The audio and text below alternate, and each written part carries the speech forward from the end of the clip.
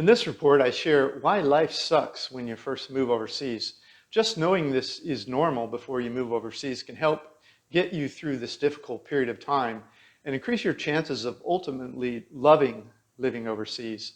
Whereas if you don't know about this or what to do about it, you could think there's something wrong with you. You could get depressed and stay depressed living overseas. Most people go through 4 emotional phases when they move overseas. I'll explain the stages to you, and then I'll give you some tips and tricks that may reduce your frustrations and give you a softer landing in your new life. You're probably wondering why I feel qualified to talk about moving overseas. I left the USA over 15 years ago. I've visited, but I've never been back. I have lived in and visited 67 countries so far. I was 47 years old when I moved to the other side of the planet. I dreamed of seeing the world my entire life. I was highly motivated. I had a really good time at first, but after the first few months, my dreams had turned into a bit of a nightmare. Starting around the 3rd month, I went through a period where I thought the way they did everything on the other side of the world was upside down. I began to doubt the wisdom of my choice to live outside the good old USA. Everything over there started to feel really awkward to me, and that awkwardness lasted for about 6 months. It felt like everything I had learned about life back at home was not helping me, like I was trying to swim in the ocean in a 3-piece business suit. But I had promised myself that I would stick it out for 2 years, no matter what. So I struggled for about 6 months before I started to feel like my old self again. And by the end of the first year, I felt like I was really having a great time over there.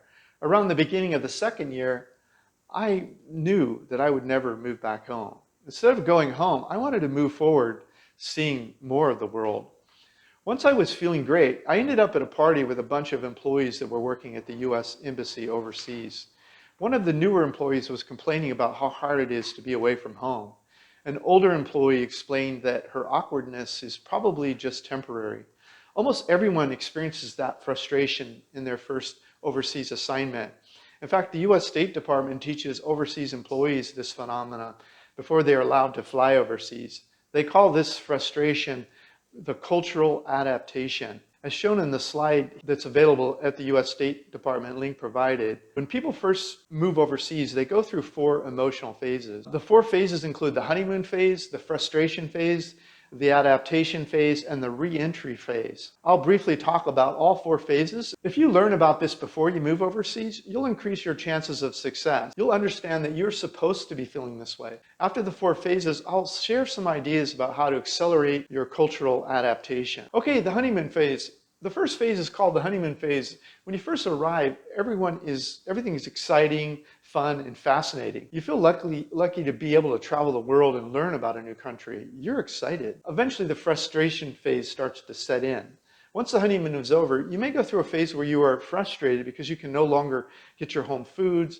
You don't know where to buy things. You can't find your favorite products and brands. The locals don't seem to know how to make things right.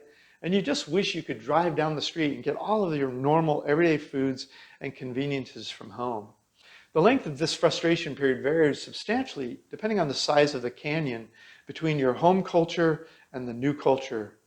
Cultural differences such as language, music, food, traditions, clothing, and other mannerisms can feel insurmountable to you during this frustration phase. The frustration phase is when many people living outside their home country will start hanging around with people of similar cultures. They find themselves talking about what is wrong with the country where they're living. Many expats such as this go to expat clubs and organizations that seem to be a hotbed of frustration conversations. You can confirm this just by listening to what they're talking about. Why don't they understand how to run a country here? How hard can it be to learn how to do things the right way? If I did my job like this at home, I would get fired. Why don't these people know how to act? Many expat circles are a hotbed of frustration. Hanging out with frustrated expats and talking like this is a surefire way to multiply your frustrations and prolong it. You'll end up going home early before you can ever learn how beautiful the world really is. This is like pulling the emergency brake on your cultural adaptation. But if you can hang in there long enough and get through this period, you're likely to enter the next phase of your adventure, adaptation and acceptance phase. If instead of going deeper into the frustration phase with other expats, if you can instead become more interested in learning about the new culture, the foods, and getting to know the locals around you, you will naturally begin to accept the cultural nuances and beauty of life around you. Adaptation and acceptance becomes possible through your natural curiosity. When your curiosity about the world grows and you learn about the world and people around you, you'll be on the right course to living happily overseas. Another way I like to talk about this is once you become a student of the new world, instead of a teacher of why the old world is better, then you're on the way to authentic happiness. Acceptance of how things actually are around you, along with an added natural curiosity, along with the spice of local friendships, are the keys to living happily almost anywhere in the world. Okay, the last phase is called the reentry phase. The reentry phase. The reentry phase is what happens when you try to go home after living overseas for a few years. You see, some of us hold a romantic fantasy about how perfect our home country is. But when we try to re-enter our home country, we are frustrated again.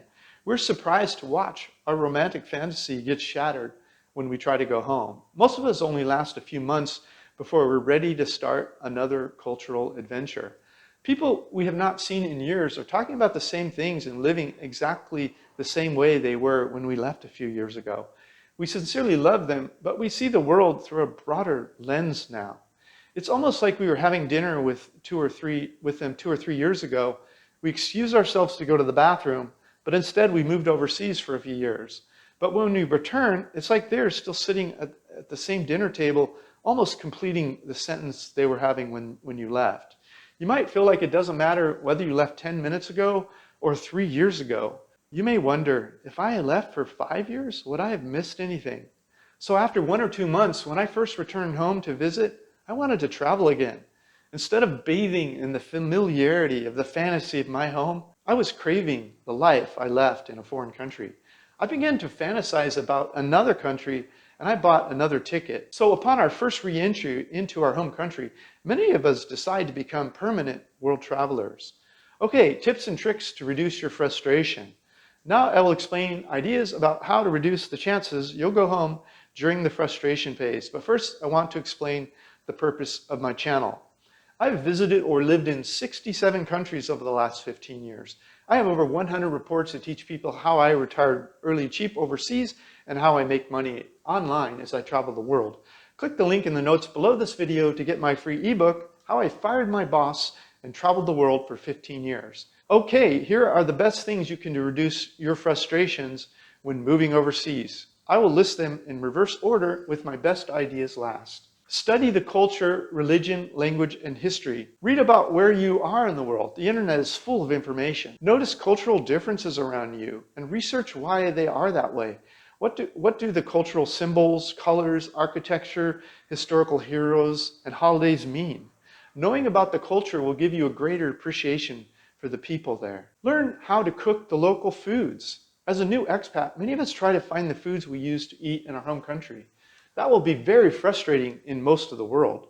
No matter where you live overseas, the food will rarely be like home. So it will be endlessly frustrating trying to eat your favorite home foods and being disappointed over and over again. Instead, learn about the local famous foods and ingredients. You'll almost always find some new flavors you actually like that taste nothing like home. Food exploration can be the moment your life turns from not as good as home into surprises you can't get at home.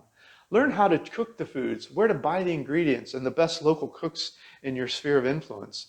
Now you have stories you can tell about the new world. Make local friends. Take them to lunch. Have them take you to their favorite restaurants. Ask them how they get specific problems solved. Ask them to explain local traditions and holidays. See if you can get invited to a local wedding. Learn about the local foods and ask your local friends if they know any great cooks. Invite them over to teach how to cook the local meals. Volunteer at charities facilitated by locals. Find local classes on cooking, exercise, hiking, or any other local activities. Once you have local friends, you'll start to see the people in their culture more warmly. Also, read my report, The Top 10 Mistakes New Expats Make. Link provided. Here's my best suggestion for reducing frustration while you adapt to international living. Increase the honeymoon phase. There are two ways to increase the length of the honeymoon phase. If you can increase the length of the honeymoon phase with either of these two tricks, your frustration phase will be shorter and will not be as emotionally challenged for you, in my opinion. Okay, increase country excursions. Every other weekend or so, at least once a month, go on a 1 or 2 day excursion in your new country. Do a little research about the place you are going to visit. Research the people, places, and events that made that place famous locally. Do the research before you go. Then hire a local guide for a few hours that can tour you around and answer questions about what you learned. This additional knowledge and experience in your new country will reduce your frustrations and help you integrate into the new culture. But what if you have the freedom to travel with almost no limitation? Next up is the slow travel lifestyle. By traveling to new places every few weeks or months, whether in the same country or other countries, we seem to stay in the honeymoon phase. It may not be as expensive as you think. Plus, I never seem to suffer the frustration phase for more than a few days now. The first country you go to will be the toughest, but after that it gets easier and easier. I'm including a link to more details about how to save money as you slowly move forward traveling the world, in case you're interested. Thanks for reviewing my report, Why Life Sucks When You First Move Overseas. If you have enjoyed this video, please like, comment, and subscribe, and ring the notifications bell so you won't miss any videos about living life overseas. Click the more information link in the notes below this video for all of the content I mentioned in this video. This is Dan of Vagabond Awake, the YouTube channel for vagabondbuddha.com. The world is your home. What time will you be home for dinner?